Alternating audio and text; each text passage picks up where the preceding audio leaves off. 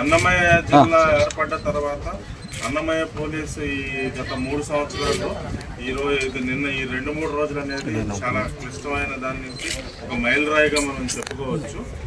25 సంవత్సరాల క్రితం 1998-99లో ఈ కోయంబత్తూరు బాంబు బ్లాస్ట్ నిందితులైన వాళ్ళు 20 సంవత్సరాలుగా మన రాయచోటి కేంద్రంలో మారుపేరులతో చిరు వ్యాపారాలు చేసుకుంటూ ఇక్కడ మహిళలను వివాహం చేసుకుని సాధారణ జీవితం సాగిస్తూ ఉన్నారు.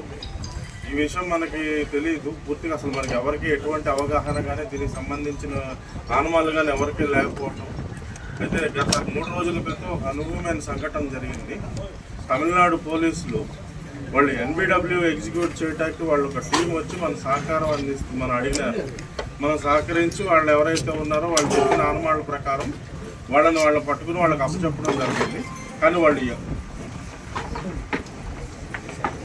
వాళ్ళు ఎవరు అనేది వాళ్ళ వివరాలు మనకు అప్పుడు వాళ్ళంతా పంచుకోలేదు.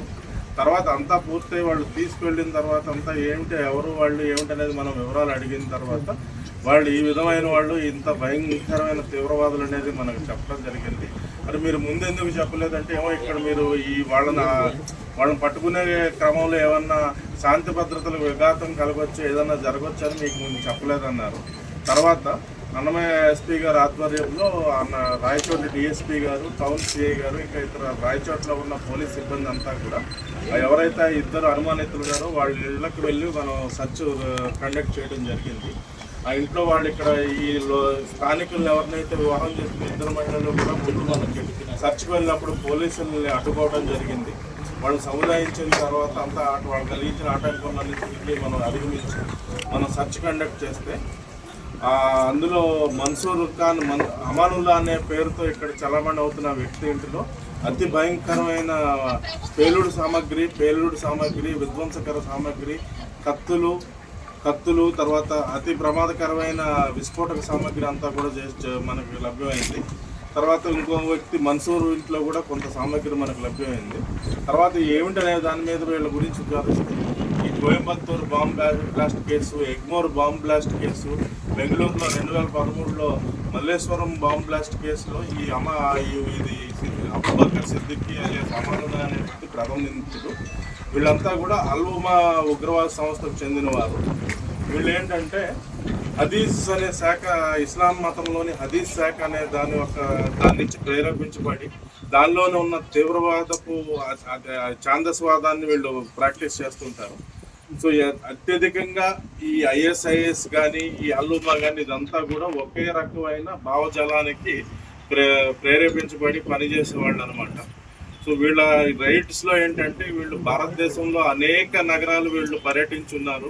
వీళ్ళకి వివిధ రకమైన ఆర్థిక లావాదేవీలు ఉన్నాయి. దానికి సంబంధించినవి కూడా చాలా ఆధారాలు దొరికాయి. అలాగే ఈ అబూబకర్ సిద్దికీ అమానుల్లా అనే వ్యక్తి బహుపర్యాయాలు గల్ఫ్ దేశాలకు కూడా పర్యటించున్నారు. ఇవన్నిటి మీద కూడా మనకు లోతైన విచారణ చేపట్టి ఇతర కేంద్ర దర్యాప్తు సంస్థలు, ఇతర రాష్ట్ర దర్యాప్తు సంస్థలు అందరూ సహకారం తీసుకుంటే అసలు వీళ్ళు భవిష్యత్తులో ఏమి తలపెట్టారనేది ఇక్కడ వాళ్ళకు సంబంధించిన వాళ్ళ అనుచరులు ఎవరు, ఇక్కడికి లోపాయకారిగా వీళ్ళకి సహకరిస్తున్న వాళ్ళు ఎవరందరూ వివరాలు కూడా మనం త్వరలోనే చేపడతాం. ఇంక ఈ యొక్క మనకు లభించిన ఈ విస్ఫోటక సామాగ్రి గురించి టూకీగా చెప్పాలంటే మీరు ఈ మధ్య కాలంలో జరిగింది, గత సంవత్సర కాలంలో జరిగింది రామేశ్వరం బాంబ్ బ్లాస్ట్ అని మనకు బెంగళూరులో జరిగింది. ఈ సామాగ్రితో అటువంటి 50 నుంచి 60 వరకు మనం తయారు చేయొచ్చు. రామేశ్వరం బాంబ్ బ్లాస్ట్లో ఉపయోగించిన ఏదైతే IED ఉంటుందో IED అలాంటి డివైసెస్ ఒక 50-60 తయారు చేసే సామాగ్రి ఉంది. అది కాకుండా భారీ